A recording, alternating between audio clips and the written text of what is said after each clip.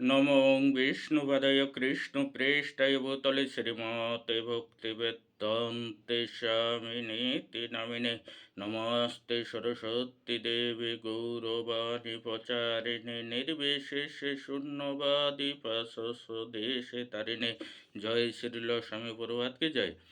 আজকে এখানটি বলবো যে যারা প্রকৃতির মৌলিক তথ্য, তাই 6 নম্বর শ্লোকে অনুবাদে কি বলছেন যে চিন্ময় জীব তার বিশ্লেষণের ফলে যারা প্রকৃতি প্রভাবকে তার কর্মক্ষেত্র বলে মনে করে এবং এইভাবে প্রভাবিত হয়ে সে ভ্রান্তিবশত নিজেকে তার কর্মের কর্তা বলে মনে করে।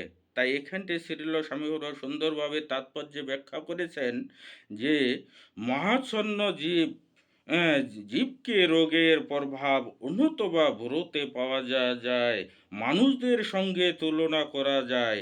যারা অসংযতভাবে আচরণ করলেও মনে করে সে তার সংযত মায়ার প্রভাবে বদ্ধ জীব জড় চেতনায় আচ্ছন্ন হয়। এই চেতনায় বদ্ধ জীব যারা প্রকৃতি বশীভূত হয়ে যে কর্ম করে তা সে নিজের অনুপ্রেরণায় করছে বলে মনে করে। প্রকৃতপক্ষে আত্মা তার শুদ্ধ অবস্থায় কৃষ্ণ ভাবনাময়। কেউ যখন কৃষ্ণ ভাবনায় ভাবিত না হয়ে কার্য করে তখন বুঝতে হবে যে সে জড় চেতনায় দ্বারা প্রভাবিত হয়ে কর্ম করছে।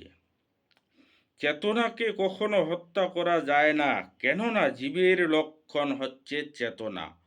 জড় চেতনাকে কেবল পবিত্র করে তুলতে হবে শ্রীকৃষ্ণ বা পরমেশ্বর ভগবানকে প্রভুরূপে স্বীকার করার মাধ্যমে এবং জড় চেতনাকে কৃষ্ণ চেতনায় রূপান্তরিত করার দ্বারা জীব মুক্ত হতে পারে।